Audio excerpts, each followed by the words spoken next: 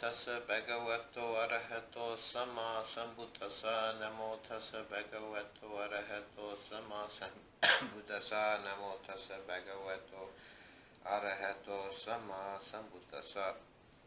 The tilakkhana, the three characteristics of all conditioned phenomena, are not just a theoretical construct. They're not just a metaphysical framework. They really have a profound effect on your being and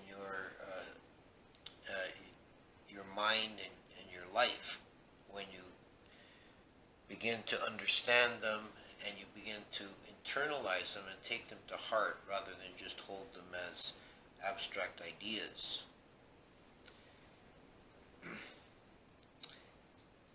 Which is often how we approach the three characteristics.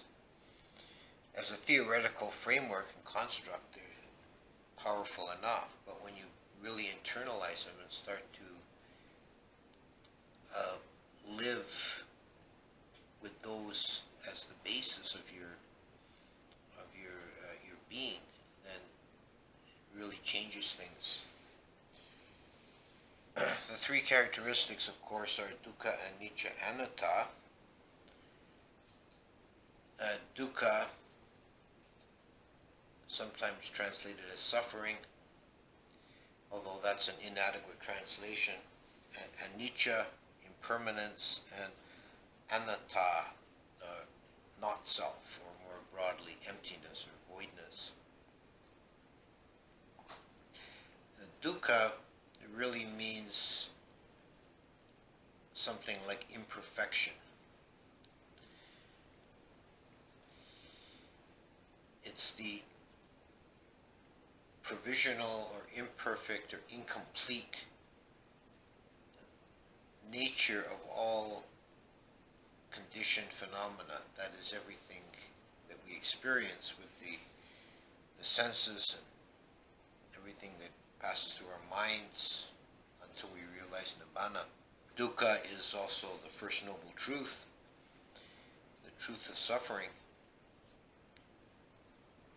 In that context, the translation of suffering works reasonably well. And because of this, sometimes people who have a very superficial acquaintance or understanding of Buddhist teachings, they think that Buddhism is a gloomy or pessimistic kind of philosophy, to emphasize suffering. But it's not intended that way. I would say it's more a realist philosophy. That when you take that on board and have that understanding of a universality of dukkha, it's like taking off the rose-colored glasses. You're seeing things clearly. And you don't expect anything to be perfect or anything to fully satisfy the mind.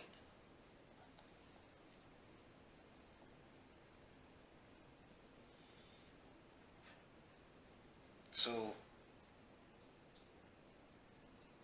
understanding or appreciating dukkha means letting go of illusions and false ideas about things being perfect.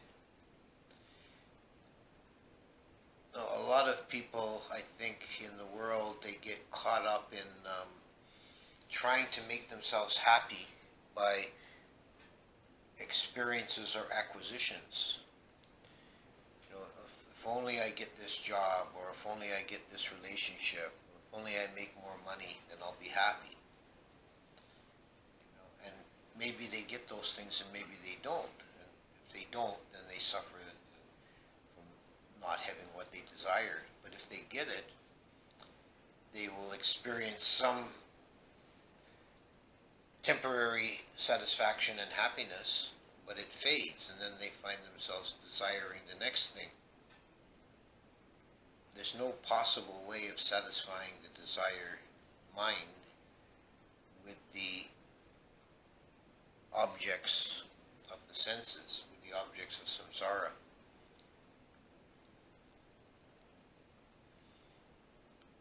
Which is not to say that everything is horrible and painful, because obviously it's not. There are pleasant experiences and beautiful things in the world, and we can open our mind and our hearts to the enjoyment of those if we don't expect them to be perfect, and we don't expect them to fulfill all our deepest needs. Then we can take things on their face value as they are for what good they have in them, and enjoy that wholeheartedly without an expectation that it's going to be the end of all your longings. It's just a pleasant experience. That's all it is. If we understand dukkha, we can also deal with the unpleasant experiences more easily, because we give up on the idea that they shouldn't happen. You know, one of the ways people suffer in the world is when something unpleasant or bad or painful happens, they think, why me? You know, this is so horrible, what did I do? But that's just the nature of existence.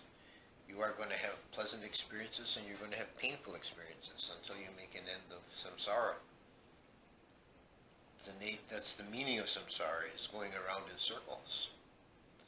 And you're going to be constantly having experiences of all kinds.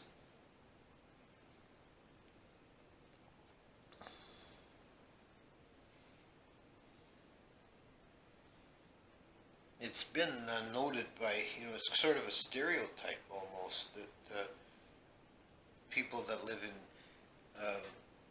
Southeast Asia, Theravada Buddhist countries, tend to be very cheerful, happy people. And this is, many people have noted that. There's sort of a stereotype of the Thai smile. And it's really true that when you understand and internalize the teaching of dukkha, it doesn't make you gloomy and pessimistic. It actually makes you more buoyant and resilient. It's good to remember that this is samsara. It's always going to be broken. You can't ever make things perfect. And if you are striving for perfection, then you're always going to be disappointed.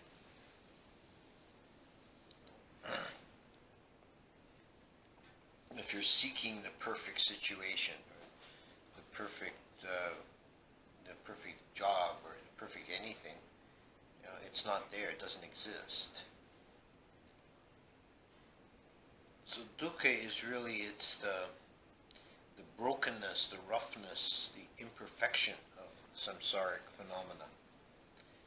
And it's inevitable. It has to be that way, because by coming into manifestation, by existing, it's already inherently imperfect. The only approach to perfection is the void, the emptiness, where nothing is manifest and everything is possible. It's a universal potential. You think of, the void is, in Tibetan Buddhism, they sometimes call emptiness the full emptiness, and they use the imagery of a womb. So a womb is an empty space, but has the potential of creating new life. And the void is like that, in that nothing is manifest, therefore everything is possible. But once you have actual phenomena, actual things existing, once they come into manifestation, they've lost that potential. They're only a fragment of the universal potential. So they're never going to be perfect. And they're never going to be fully satisfying. And the great trap, the great addiction of the mind, the primordial addiction of the mind is chasing after objects, consciousness seeking an object with the desire to complete itself or to find a perfection, a perfect resting place, and that will not be found in the objects. But the mind continually, moment by moment, grasping for the next shiny thing. The next object is taken, and then it's not satisfying, so the mind goes on to the next one. In Nietzsche, impermanence tells us that nothing persists.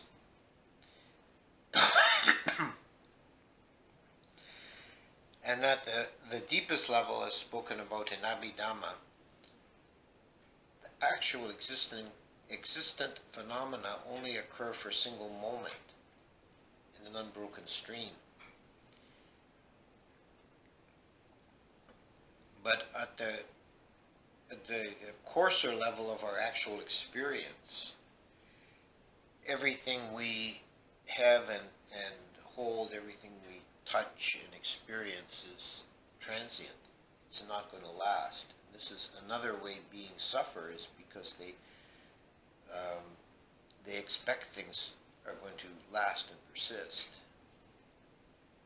And then they feel suffering and pain when they of loss when they don't persist.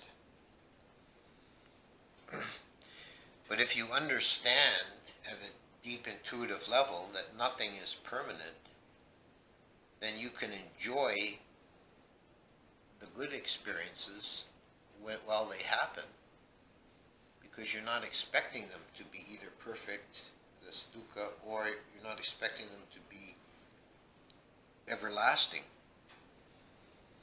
This at this moment is a pleasant experience, and next moment it's gone. And it really is one of the ways people spoil their own good experiences, is by anticipating their loss.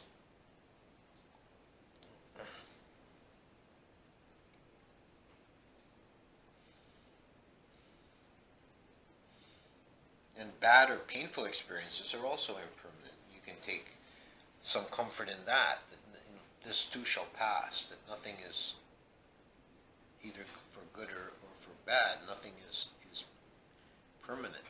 Everything is constantly in a state of change. And the way to live harmoniously and happily is not to struggle and fight against the reality of change, but to learn how to navigate in the stream. Not to try and fight the current, but to learn to navigate in the stream. Often people are upset and fear change just because it's something different. And they don't appreciate the reality that things are constantly ever changing.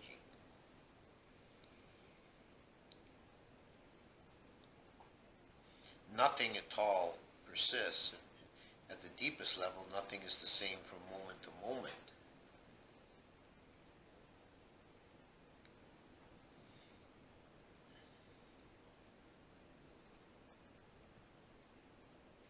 And if you understand that and accept it on a deep level, this is the reality, then you can pass through life much easier, much happier.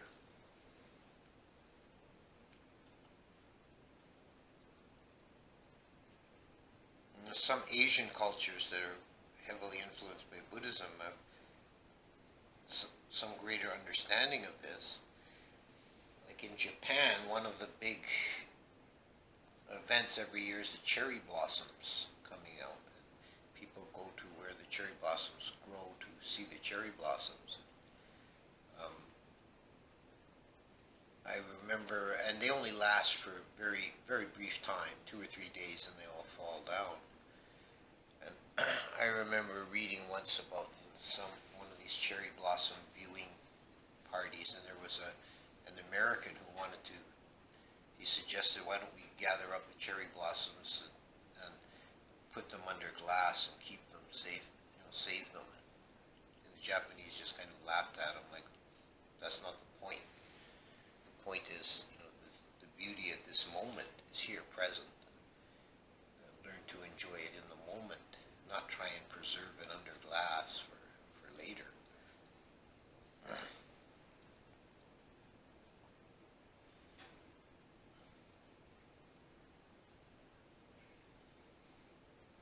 Also, I've heard of in China, they do, in northern China where they have cold winters, they do ice sculptures.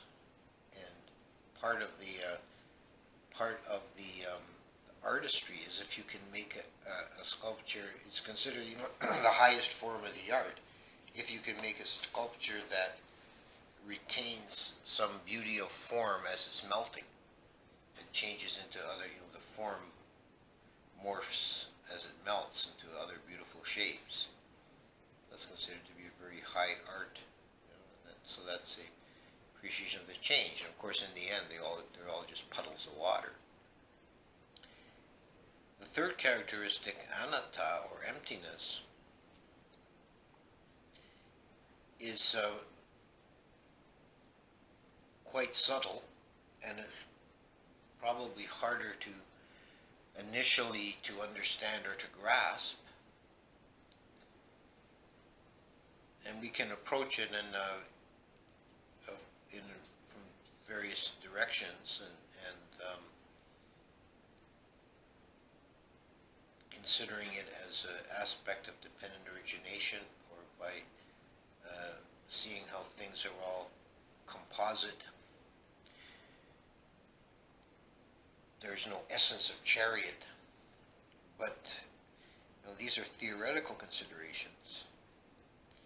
To try and gain a experiential understanding of emptiness and not self is perhaps more elusive, but whenever you get glimpses into emptiness and not self on a direct inner sense of it, it's extremely liberating.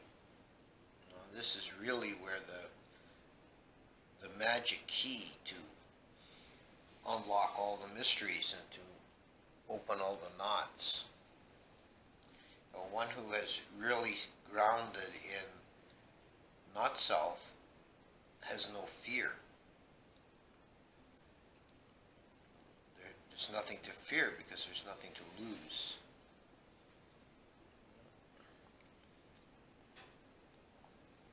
There's a lightness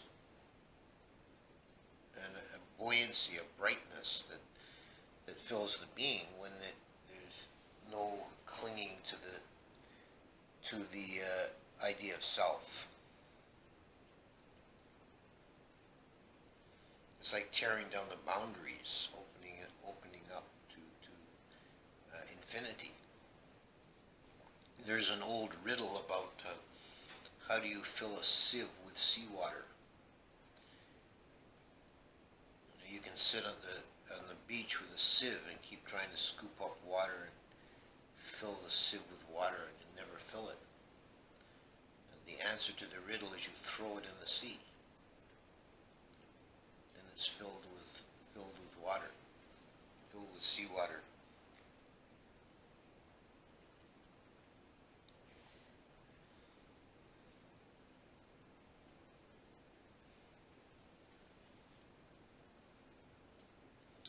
When you abandon the sense of self, then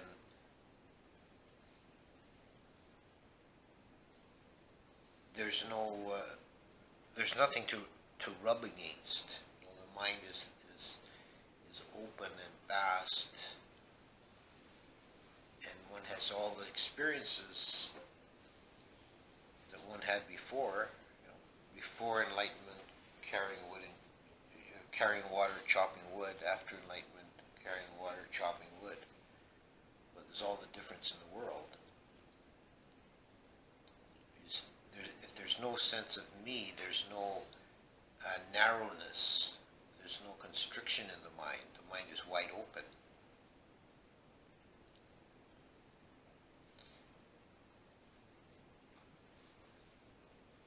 When you abandon or you're liberated from the worldly dhammas, praise and blame, loss and gain,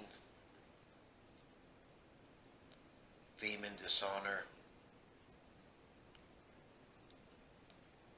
pleasure and pain. Now, these are all reference to the self. And when the self is not identified with, there's no me, no mine, then none of those things matter.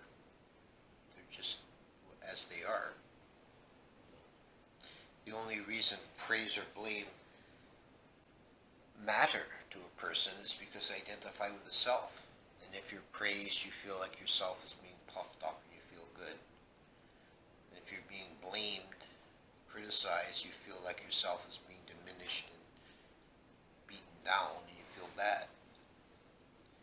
But if you're not identifying with the self, they're just empty words.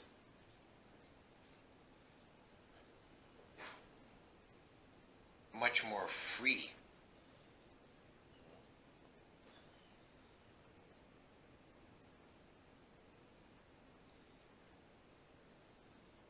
So if you take on the three characteristics, dukkha, anicca, anatta, and make that your basis of your view. This is right view, samaditi. You see the world through that lens. You'll inevitably be happier, lighter, freer, less anxious, less fearful, and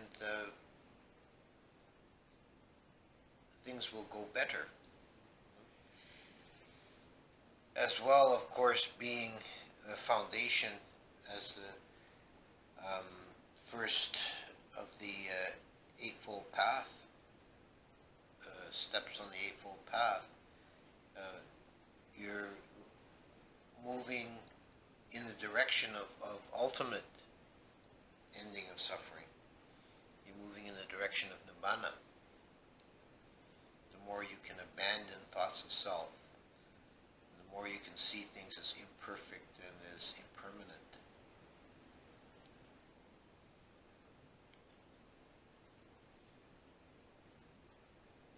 And wisdom inevitably dawns when you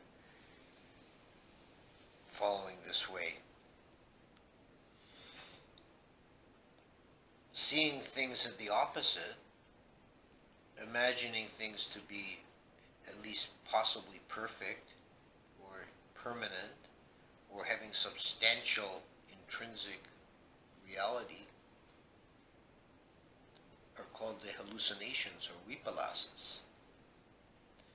And they what bewilder beings and keep beings wandering fruitlessly, aimlessly in samsara.